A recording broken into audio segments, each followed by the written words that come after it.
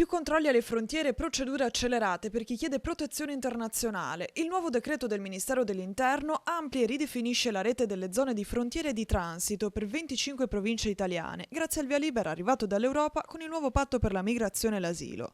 In Veneto si tratta di Belluno, Padova, Treviso, Venezia, Verona e Vicenza. Nelle aree individuate potranno essere applicati iter accelerati per valutare le domande di protezione internazionale fino all'eventuale rimpatrio o respingimento. L'obiettivo è quindi quello di gestire un numero maggiore di procedimenti, riducendo allo stesso tempo la trafila di valutazione. Un provvedimento che arriva mentre a Treviso emergono nuovi episodi che riportano l'attenzione sul tema dei controlli negli ingressi del paese. Non ultimo il caso di un cittadino albanese ricercato da 40 anni e bloccato all'aeroporto Canova.